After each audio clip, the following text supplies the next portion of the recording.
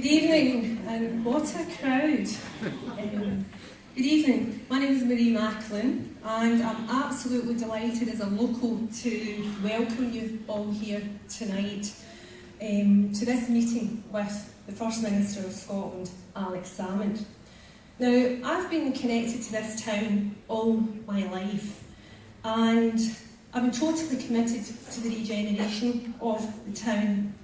And I've seen people in this town, our people, go through hard times and take knocks, but somehow we always manage to come through it.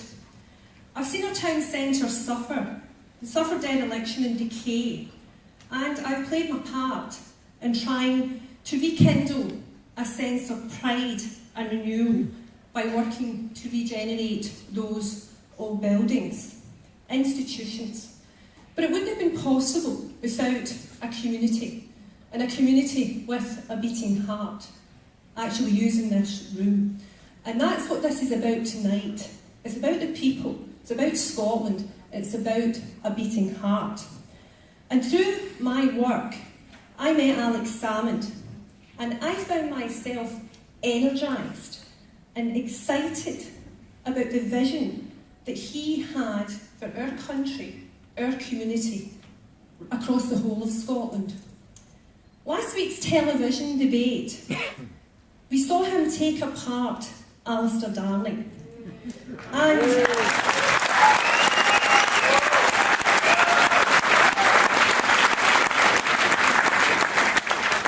just yesterday, we saw an opinion poll that suggested we stand on the cusp of something absolutely historic and magnificent. And that is that yes, the Yes campaign is moving forward, it's driving, and it's closing the gap on No. But I'm led to believe there are people still undecided, and there will be people in this room tonight undecided. So in a moment, the First Minister, he'll give you an overview on why choosing independence is a logical choice. The choice to aspire to a fairer Scotland, a prosperous Scotland, and a more socially just Scotland. Then later, it's going to go over to you guys. And as a local, I know many of the well-kent faces in this audience. And I'm expecting some fantastic questions that you will put to Alec and he'll duly answer. So, enough from me. Let's get it on, and I now introduce you to the man himself, ladies and gentlemen, the First Minister of Scotland, Alex Salmond.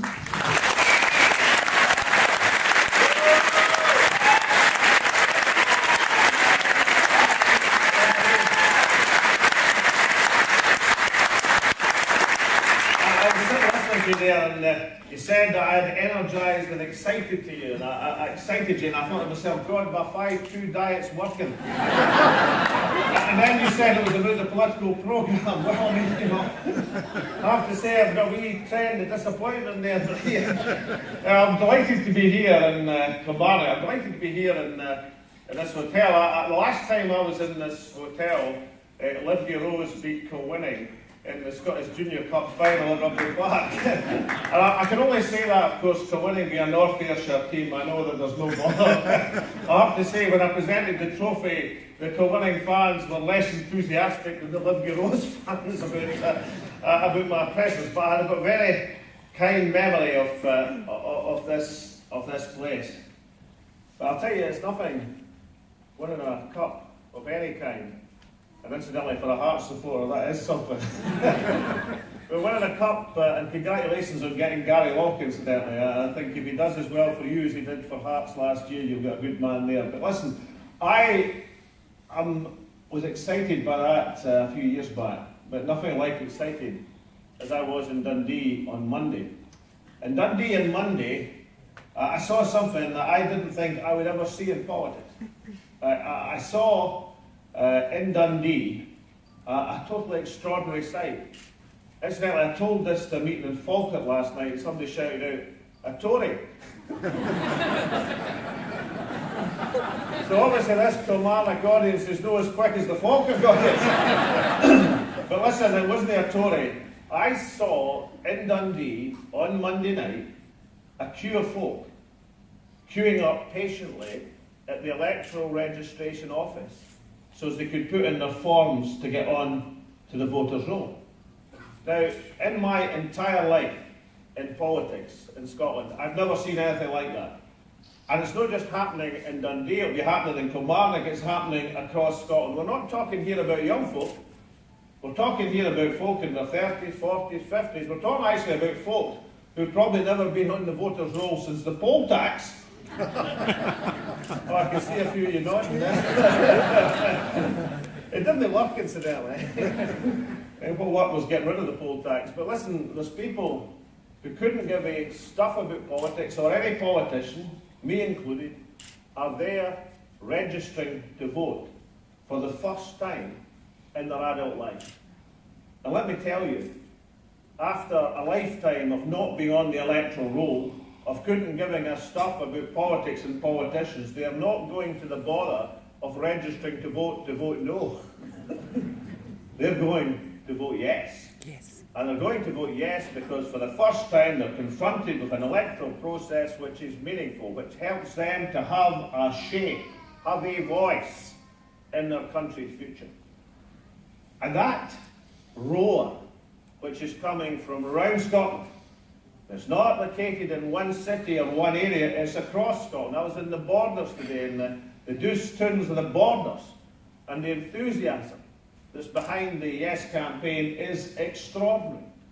But that roar, which is coming up from the people of Scotland, will make the Hampden roar look like nothing in comparison.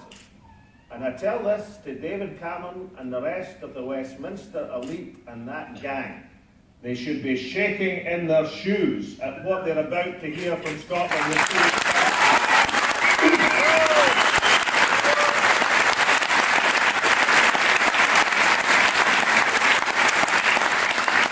While I'm on the subject of the Westminster gang, Ed Miliband is coming up to Scotland tomorrow. And he's going to make a last-ditch appeal to Labour supporters to stop moving towards independence. The biggest movement in the opinion poll we saw this week was among people who normally vote for the Labour Party who have now decided to vote for independence. One of the biggest movements we're going to see over the next 2 weeks is exactly that same process. See, I thought last week Alistair Darling made a number of mistakes in the debate. But the biggest mistake of all was when he found himself instinctively defending Tory policies in Scotland because he's in the same team, the same gang, the same better together arrangement. And from long experience, any politician in Scotland who finds himself in that position doesn't last long in front of the Scottish people. So when a few months ago, Labour for Independence was launched, then the reaction from the Labour leadership in Scotland was it was all a front organisation. It wasn't really true. There wasn't actually anybody in it, and those who were in it were actually SNP people impersonating Labour people and all the rest of it. Right, I've got a list here, right?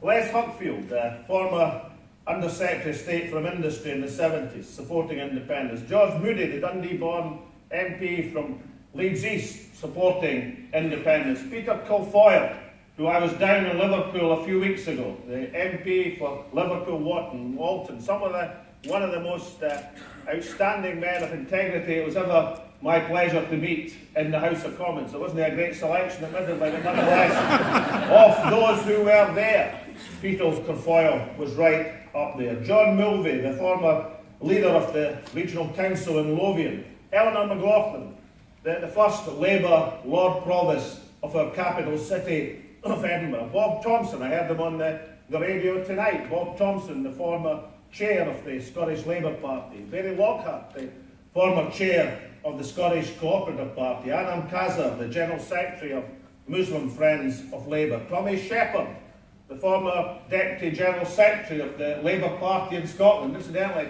Tommy's business now is running comedy clubs in Edinburgh and Glasgow, and I promised him every time I cited his name, I'd put in a wee plug for his clubs, and I've just done so. Maybe persuade him to open up one in Killie, who knows?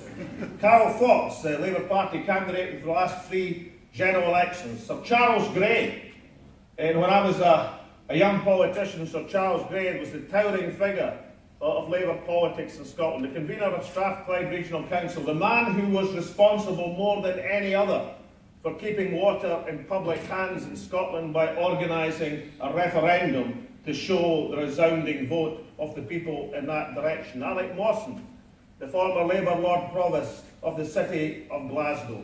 Dennis Canavan, who was longer a Labour MP than most of the current lot have had hot dinners, a man who wasn't allowed by the late Donald Dewar to stand for the Scottish Parliament at Falkirk, so Dennis stood as independent Labour. He won Falkirk West, and he was also elected on the regional list because he got so many votes in Falkirk West and elsewhere. He always maintained he should have had 2 votes in the Parliament for getting elected twice. We didn't allow that, but nonetheless, an outstanding mind, an outstanding person. And this list goes on and on. So these people represent what is coming increasingly evident, that this campaign for independence is not the preserve of Alex Salmond or the SNP or any individual or the Scottish Green Party or the folk in the Trade Union Congress who are supporting it. It's not. It's the preserve of us all.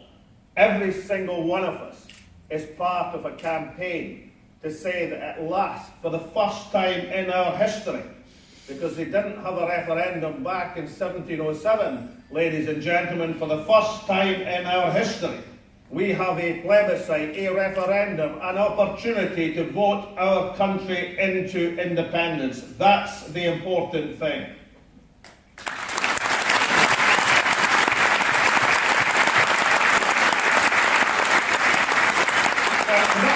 I broke about 3 weeks ago, and less than 2 weeks ago, and I was being about this size actually, and I was getting quite eloquent about all this, and I said, listen, I said, if the Brahms seer was in this audience tonight, and somebody immediately put their hand up, if the Brahms seer was in this audience tonight, and you were able to say to me, look, I can absolutely guarantee you, if you retire from politics to the nearest golf course tomorrow, then Scotland will vote for independence in 2 weeks' time. I said, absolutely, we'll shake hands on it right now.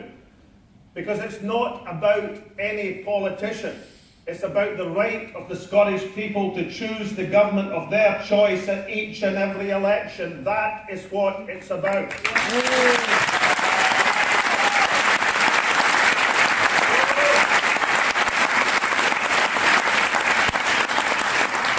Incidentally, I should have learned my lesson because the Scotsman headed it 2 days later. Salmond says he's going to resign. Right, which brings me neatly on to the press. I was asked at the meeting in Falkirk last night, and there was a meeting of a similar size to this. It was a much smaller hall, incidentally, ladies and gentlemen. Never mind the 5-2 diet, I lost about 10 pounds during that meeting. I was absolutely drenched by the end of the meeting. But I was asked about, how can we get this done when so many of the press are against the very idea of independence? And I don't know what the person who asked me the question was expecting me to say. Well, they expect me to say, oh dearie me, isn't it dreadful that the press are ganging up against Scotland as if this was some sort of new phenomenon? If we listen to the realms of the written press, actually the Scottish press, of course, is a misnomer. 80% of them are run from their London offices. What we read is the Tartan edition.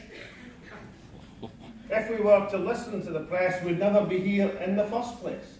And just to exemplify the point, because I started to talk about what happened back in 1979, I could see there was glazed eyes across the audience in Falkirk, because most of them hadn't been around in 1979. Just to exemplify the point, I had a wee look back in my files, and I came across this front page from the Daily Express newspaper of late February 1979 in the advance of the first devolution referendum in Scotland in March the 1st, 1979. Under the heading, Don't tear Britain apart. Now, does that no sound kind of familiar, ladies and gentlemen? Under a slogan, don't cast all of this away. And there was pictures of the Linwood factory, the Ravenscraig steel mill. And it went under a slogan, and let me read you it right now. If Scotland votes yes on March the 1st, will our economy stay intact? Will our coal mines go gaily on? Will Ravenscraig and Linwood thrive? Will Bathgate flourish and Dounreay prosper? And I can see you all nodding, because with that unerring ability, and the Daily Express, incidentally, wasn't a joke newspaper in these days, it was the biggest power in the Scottish press. And with unerring ability, they managed to score Ravenscraig, Linwood, Bathgate, Dounreay, coal mines 5 out of 5. Because we didn't get the Parliament, and 5 out of 5 were all closed over the next few years.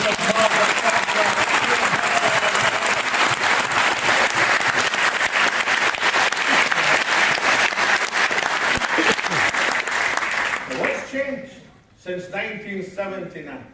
And I can see you all searching your minds for what has changed since 1979. And what has made me stop bemoaning the press and start looking to our own individual responsibility. What's changed is Al Gore's invention of the internet. Well, that's what he said. I remember him. Al Gore invented the internet, so he said. Whoever invented it, we've all got it. Hands up, people who've got an internet connection in this hall tonight. Hands up those who didn't. Right, you've got an excuse, the rest of us don't have an excuse. The truth is out there if you want to find it, ladies and gentlemen. We don't have to rely anymore.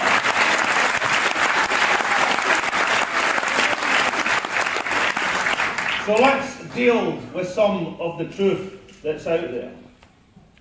We are told, we've been told over the last few weeks, that there's a great national tragedy has befallen the people of Scotland. Something that each and every one of us should shake our heads wearily and wonder how on earth are we going to manage. We are told that we've only got 16.5 billion barrels of oil left for the next 50 years in the North Sea. How are we going to manage with only 16.5 billion left? Worth an estimated £1 trillion. Incidentally, a trillion, that's a 1,000 billion. A billion's 1,000 million. So a trillion's 1,000 million. See, I wasn't an economist for nothing.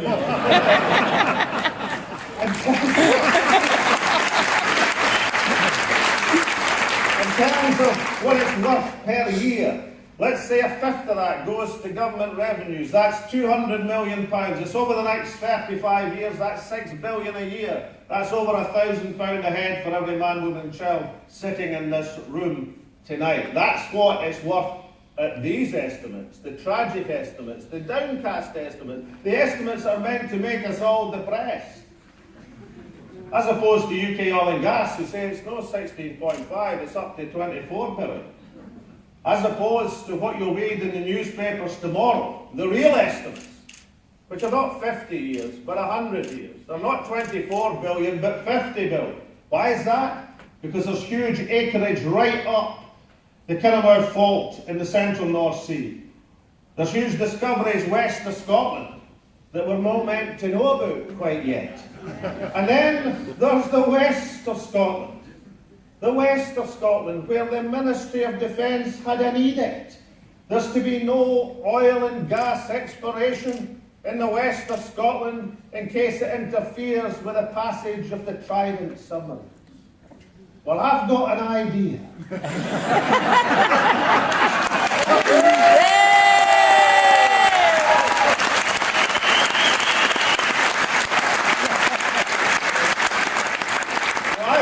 Economist, not a geologist, but I happen to know something about fault lines and petroleum deposits.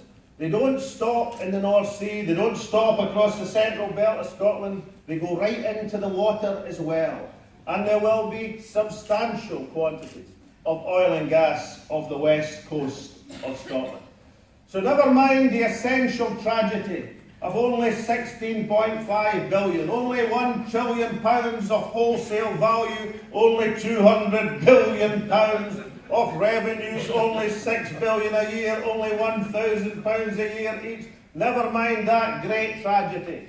The first country in history to have to regard oil and gas as a curse rather than a blessing. If you listen to the Better Together parties, by God, if you stop taking the tablets, then you'd be set with permanent depression. Who on earth could have visited this?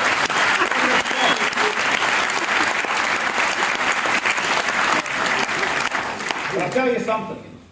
It's not oil and gas that makes this country have its potential. It's not the great natural resources of this nation. Certainly it helps, and no country with half a brain would want to do otherwise than develop our great natural resources.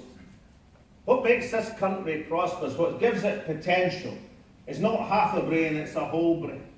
It's the human potential of Scotland that makes this country have potential. That's something to ask, what's Scotland got? What have we got left after Margaret Thatcher devastated and deindustrialised Scotland? What's left remaining in Scotland? Sometimes I say, well, you know, there's a food and drink sector worth about £14 billion, there's a tourism industry worth about £9 billion. These are important industries, of course they are. But can I tell you, more than anything else, a single statistic which tells you why Scotland is a prosperous nation is that we've got more universities per head in the world's top 200 than any other country on earth. This year, we have a record number of students going to full-time courses in college and university, the highest ever in Scotland. We've got more than 27,000 youngsters this autumn going into universities in Scotland, full of bright ideas and great hopes. That's what makes this country have potential. And our problem right now, ladies and gentlemen, is not the numbers of folk we've got going in to education, or to skills, or to training, or to apprenticeships. Our problem right now is the numbers who, once they graduate and qualify, can't find a full-time job in their own country. That's our problem. The 21st century. This is a great century. If you want to go and travel and see the world, then that's absolutely hunky-dory. You can go to Australia, you can go to London, you can go where you like, and that is absolutely fine. I'm the last person to want to interfere with that international communication and search for opportunity. That's not what I resent. What I resent is of the 30,000 people who leave Scotland between the ages of 18 and 35 each and every year.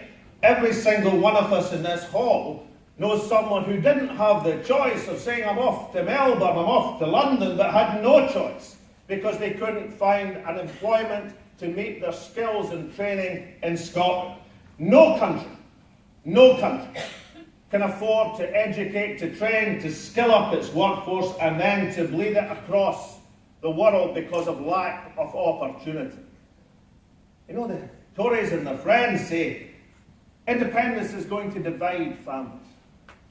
What can be more divisive for a family than so many young people having to go elsewhere to seek employment? Is that not a division of a family?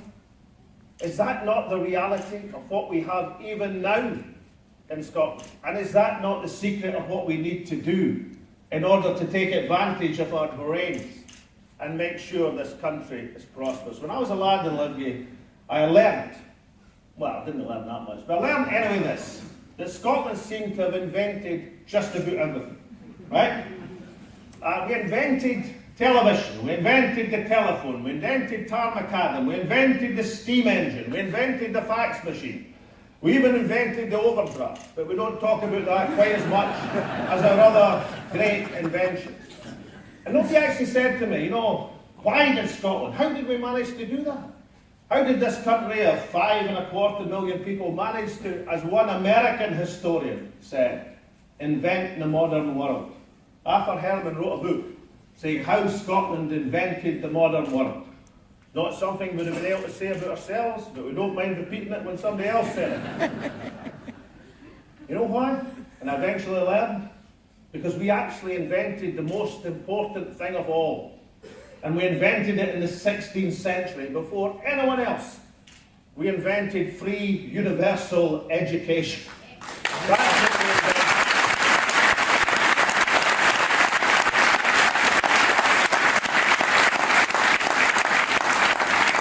And understandably, because you see, as First Minister, I'm a party loyalist.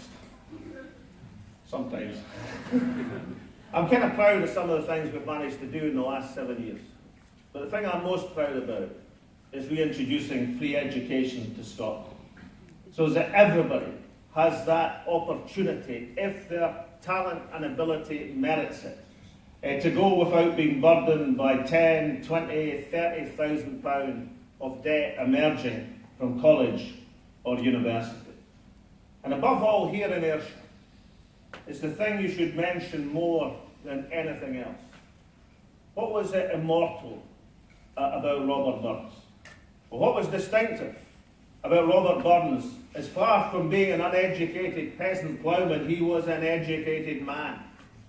And what was special about Scotland is, in the late 18th century, this was the only country on earth where someone of Burns' station would have been educated. That's why we should be proud of the genius of Robert Burns. Now, it's possible, if Burns hadn't been educated, such was his extraordinary genius, that he might have managed to do it all by himself. But I tell you, I think light needs a window to enter a darkened room. And I think Robert Burns, actually I know Robert Burns was the first person, because he wrote it in his diaries about how important that education was to release his poetic genius. He also said, incidentally, that after the Bible, the first book he read was the stories of William Wallace, which sent a patriotism coursing through his veins, which will boil along there to the floodlights of life, rest and eternal peace. Because Robert Burns used his education and turned it into the genius that he became. So that is the thing I'm most proud about of what the SNP administration had managed. But that is not something for the SNP, that is something because of having a parliament.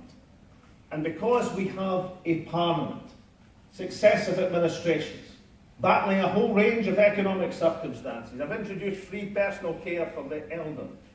I've introduced free education for the young. I've introduced the bus pass to let our pensioners be mobile and give them an opportunity for travel which wasn't there before. I've frozen the council tax when family budgets were under such pressure.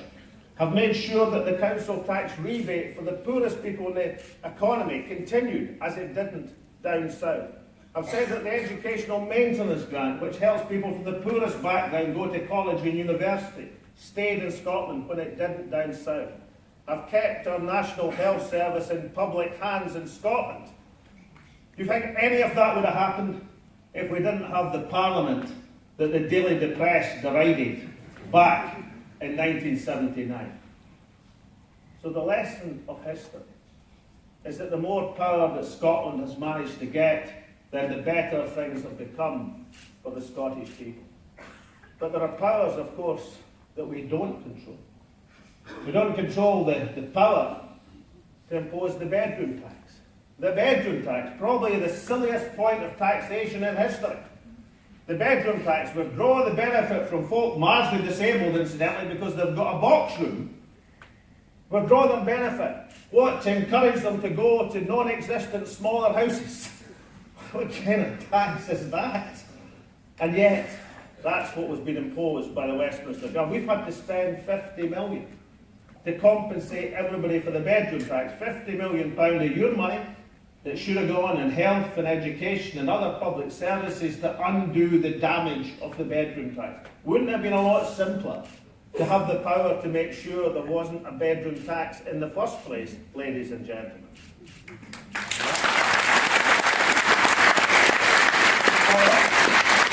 11 years ago, to prevent our young men and women being dragged into the illegal war in Iraq. Every night we see the carnage, the desolation, the destruction played out in our television screens.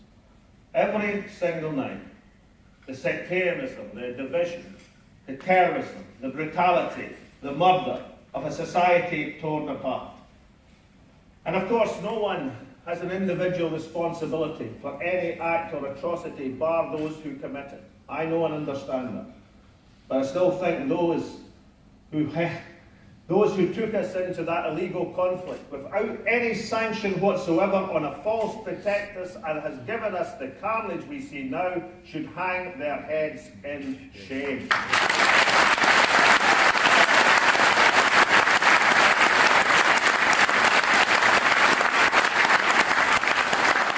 And lastly, we don't have the power to remove nuclear weapons from our country. We've got a government of Westminster in these straitened economic times who thinks it's a sensible investment, a sensible national investment to invest £100,000 million that they don't have in a new generation of weapons of mass destruction that they'll never use. And in addition, lots of countries, maybe 6, 7, 8 countries, have of course developed nuclear weapons over the year. We are the only country under Westminster government who thought that the best place for that generation of nuclear weapons should be 35 miles from our major centre of population. And when we remove these weapons, as we shall in independent Scotland, I can absolutely bet you anything you like, if Westminster and the rest of the UK are foolish enough to want to continue with our nuclear programme, I can absolutely promise you they won't be situated in the River Thames. I can absolutely promise you they won't be in the River Thames.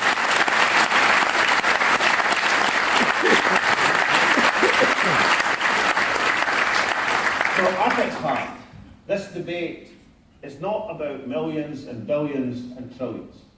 It's not about any line of accountancy. It's not about the sums, the calculations. It's not about the fears and smears and scare stories. It's not even about the opportunity that Scotland's wealth presents. It's about people having confidence in our ability to manage what we've got and do better than somebody else doing it for us. I've got 3 suggestions, which have nothing to do with rows of figures, for this independent Scotland that we hope to create and start the process of in 2 weeks' time. They're modest enough suggestions, but they represent an enormous improvement for our society. Suggestion number 1, let's have a system of governance that's fit for the 21st century.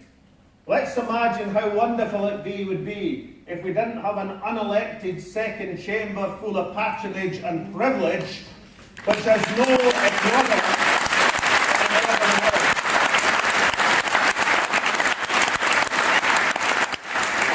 Share of not having that, incidentally, represents £50 million, which is what we had to pay to undo the damage of the bedroom tax. Secondly, we've just had the most enormously successful Commonwealth Games in Scotland. I think everybody in the country takes pride. I tell you, I know it was like, a serenely sailing swan, apart from the rain that came down in the world's fastest runner. But apart from that, it was a serenely, and the buses that didn't turn up to the parking ride, I forgot about it. But every day was full of a drama that almost didn't happen. Some athlete, unfortunately, having an altercation with another athlete. It was unbelievable what was happening behind the scenes, and I've never been more relieved in my life than when the closing ceremony passed off so gloriously. It was... like a football manager not being able to be on the park and trying to make sure things were all right. But it passed off with enormous success and did us incredible credit. I spoke to a young journalist from Johannesburg, young black journalist. Said to me he watched the opening ceremony in Johannesburg. He said, "Do you see that passage?" He said about Nelson Mandela and about the young black singer Pumeza singing "Freedom Come All Ye."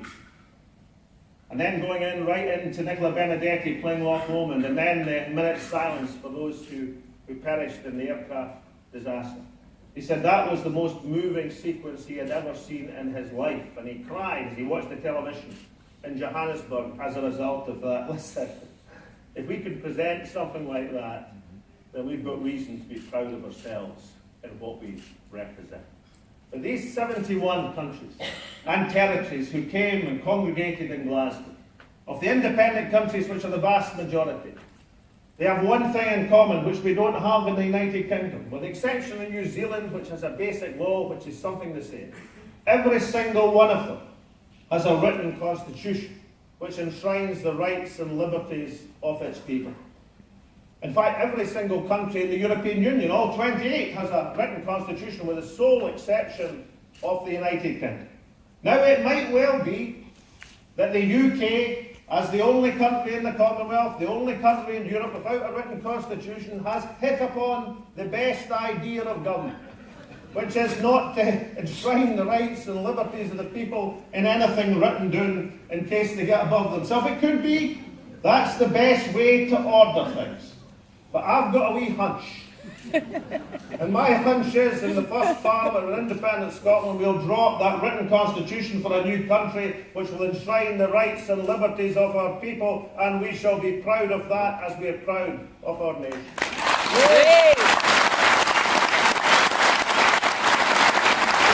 And I'll admit that occasionally I'm so anxious to knock down the scare stories, the nonsense, the absurdities, that perhaps I sometimes give the impression, that we'll all wake up and sometime in the spring of 2016, Independence Day, and we'll look into the kitchen, there'll be 3 taps will have been installed. Whiskey, oil and water.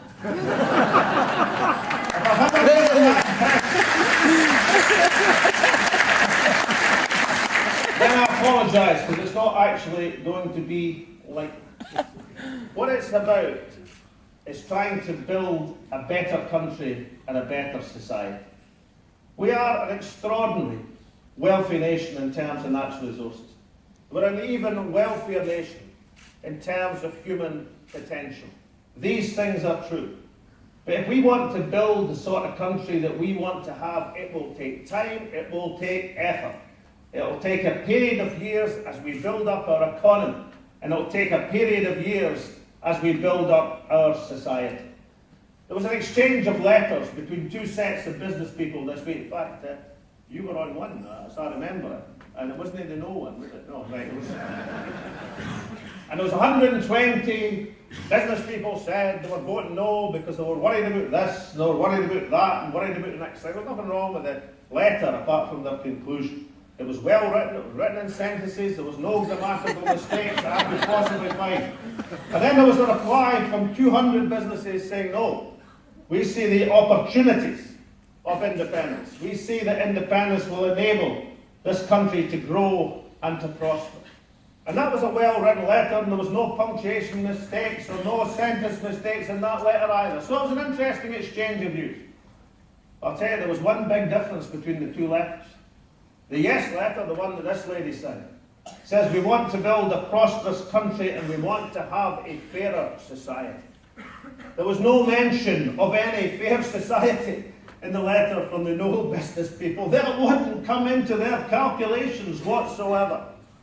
So if I had to judge these 2 letters, the 120 against the 200 and nothing else, then I would judge it on people who understand that society can only truly be prosperous if it meets the demand and imperative to treat people with respect, with some degree of equality. No society can be truly prosperous if there's a large number of people living in penury. And to understand that is to understand the nature of what is best about our country, to understand the nature of Robert Burns's poetry, to understand the nature of what we have the chance to do in 2 weeks' time, is to set about a process that won't guarantee immediate prosperity and the 3 taps, but will enable us to take control of our economic destiny and build a fairer society. That is what we've got before us. We don't have to rise and be a nation again. We just have to believe in ourselves. Thank you very much.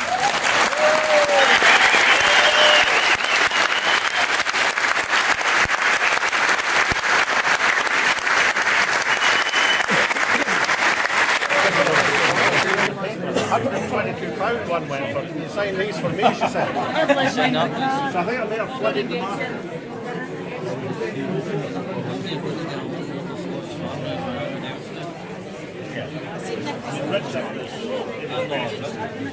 And the farmers for yes. Really good. Same name and audio. Second one, audio. They say they're not going to underwrite subsidies, that's how I actually took it. They're no underwriting. You know what, for rural economy, not just the farming, rural economy, the lowest we would have had would have been €3.5 billion more over the next 6 years. That's the lowest. You can't get less than the lowest. That's a good deal out negotiating. Could you, in touch with farmers for yes? Yes, I've set a hub in the touch with You've got plenty of posters up. We need to redress my them. partner's a bit feared of his neighbours, so I've not put them up. Get them in one of your back fields. It doesn't go to very often. You go, any copies of the paper here? Oh no. I've got a present for you. Oh, you actually made this for you. Fantastic. I'll put it on. I used to have one on.